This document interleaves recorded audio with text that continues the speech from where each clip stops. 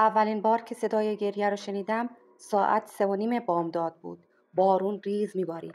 برق کلبه چند بار چشمک زد و سوسو کرد و بعد صدایی اومد که زندگیمو به 2 قسمت تقسیم کرد. قبلش و بعدش. صدای گریه گرمای انسانی نداشت. یه گریه خشک بریده مثل زجه‌ای که از گلو بیرون کشیده بشه. فکر کردم باد این صدا رو آورده تا وقتی که گریه اسم منو صدا کرد. کیان. اونجا بود که فهمیدم این صدا مال هیچ بچه‌ای نیست. فقط گریه بود. نه زیاد، نه نزدیک. فاصله دار مثل صدای رادیویی که تازه روشن میشه. به خودم گفتم توهمه. گوشی رو خاموش کردم و خوابیدم. صدا واضح تر شد. انگار بچه‌ای بین درختها راه میرفت. گریه میکرد. ولی وسط گریه بعضی کلمات رو زمزمه میکرد. کلماتی که معنی نداشتن. یا شاید هم من معنیشو نمیفهمیدم. وقتی چراغ قوه رو برداشتم و از پنجره بیرون رو نگاه کردم چیزی ندیدم، ولی سایه‌ای روی درخت حرکت کرد. این شبی بود که صدا اسممو ساعت دقیقاً 3:17 بامداد صدا زد. چرا این زمان همیشه ترسناکترین اتفاقاتو داره نمیدونم. این بار گریه قطع نمیشد، نزدیک و نزدیکتر میشد.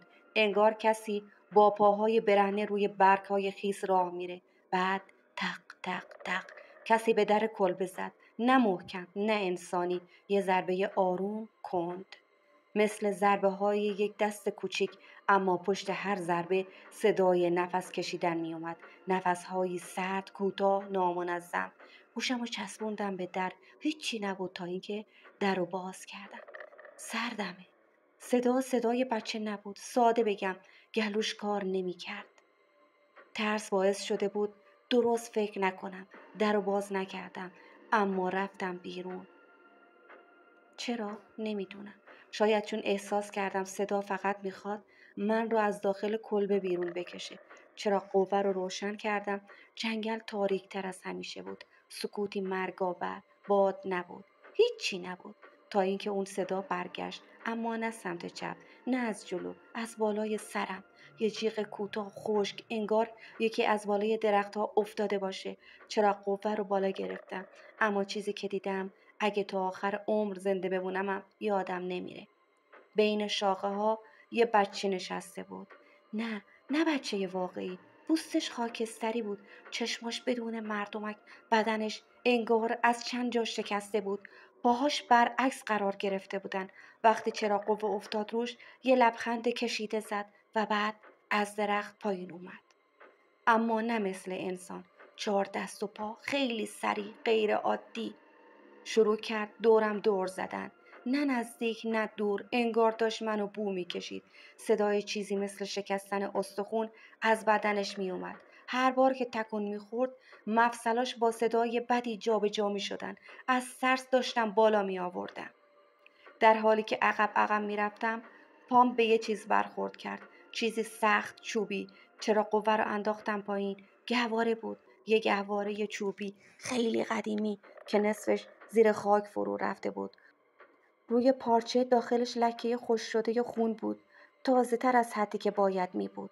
همین موقع صدای گریه دوباره اومد، اما این بار از داخل گهواره. پارچه تکون خورد. انگار چیزی زیرش نفس می کشید.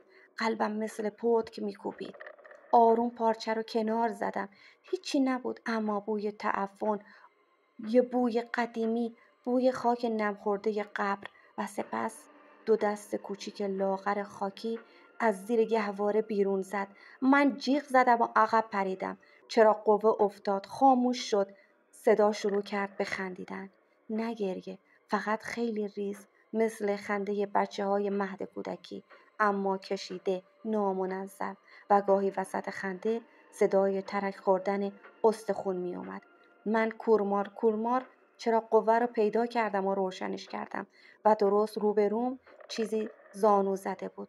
قد یه بچه 3-4 ساله، ولی سرش بزرگتر از حد طبیعی، گردنش کج، چشماش کاملا سفید و پوستش پر از ترک‌های سیاه مثل رعد و برق.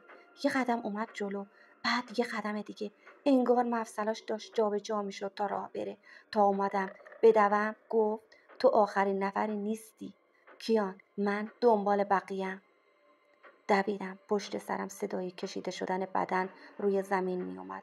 انگار چیزی خودشو می کشید دنبالم. هر چند قدم صدای خنده کوتاه ریتم دار، جوری که انگار از چند جا می اومد، نه فقط یک موجود. وقتی رسیدم دم کلبه، نفس زنان در رو بستم. همزمان صدای چیزی که به دیوار میخورد بالا گرفت. یه ضربه، 2 تا ضربه، 3 تا ضربه. بعد صدا اومد، آروم و زمزمه وار از پشت در: ما اینجاییم، حبسیم. یکی ما رو صدا میزنه، تو نباید در رو میبستی. بعد همه چیز آروم شد. سکوت. فقط صدای قلب خودم، تا اینکه تق تق تق. این بار از پشت پنجره رفتم سمت پنجره. فقط 1 ثانیه چراغ قوه رو انداختم بیرون. فقط 1 ثانیه. و دیدم همون بچه به شیشه چسبیده، اما صورتش 3 برابر بزرگتر شده بود. پوستش از کنار دهنش پاره شده بود. چشماش مثل 2 تا حفره سفید و از ته گلوی پاره شدهش. گفت دوباره میام. صبح که آفتاب زد از کلبه زدم بیرون، نه از شجاعت، از ناچاری. هیچی نخوابیده بودم.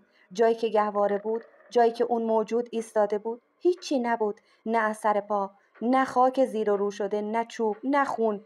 فقط یک چیز روی تنه درخت حک شده بود. انتخاب میکنی بری یا بمونی. و پشت همون درخت با خط کمرنگتر انگار کسی دیرتر نوشته بود: ما هنوز گرسنه ایم.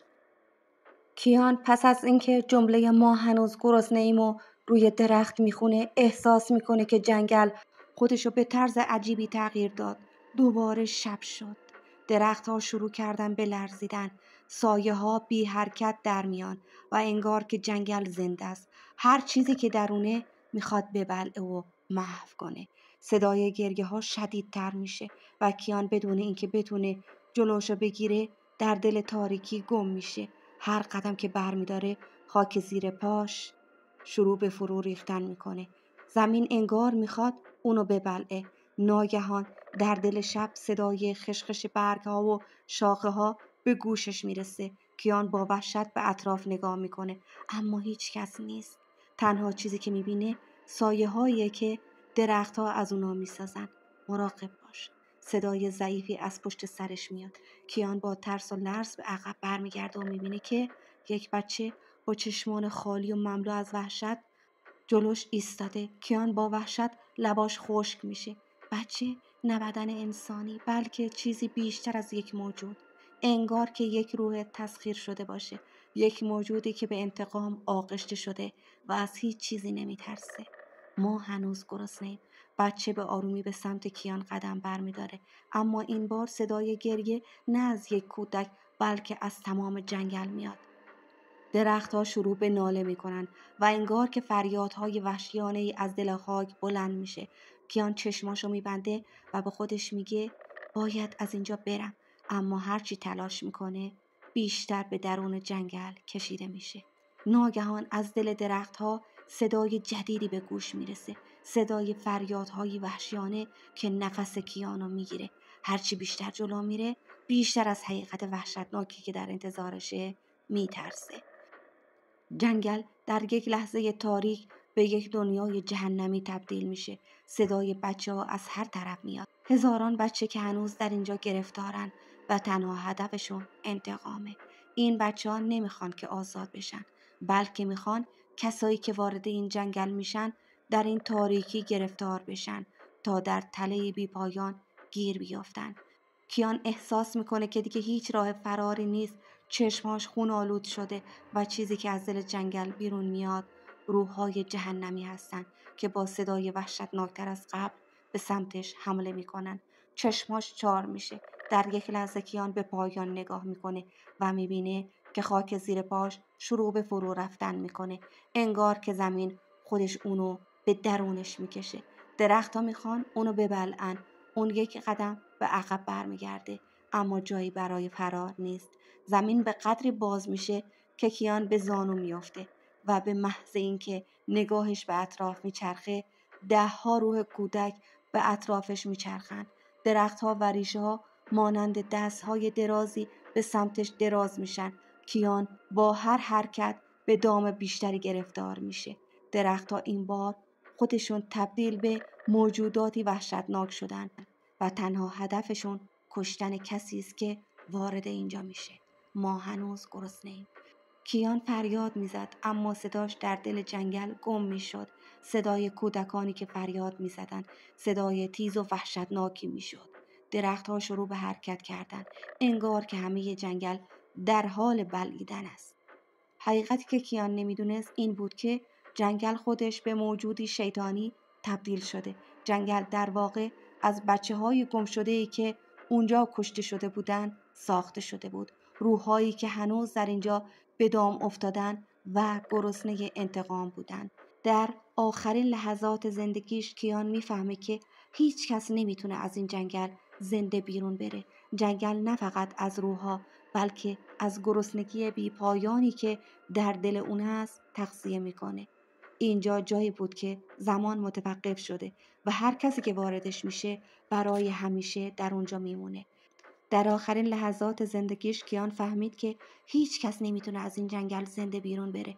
جنگل نه فقط از روح‌ها بلکه از گرسنگی بی پایانی که در دل اون است تغذیه میکنه. اینجا جایی بود که زمان متوقف شده و هر کسی که وارد میشه برای همیشه در اینجا گیر میافته. جنگل خسته از انتظار کیان رو بلعید و صدای گریه بچه‌ها دوباره به گوش میرسید. این بار نه از جنگل بلکه از درخت‌های خون‌آلودی که در دل آن رشد کرده بود. دوست گلم، ممنون که تا انتهای ویدیو با ما همراه بودی. لطفاً برای حمایت از ما لایک و کامنت و سابسکرایب فراموش نشه. تا درودی دیگر، بدرود.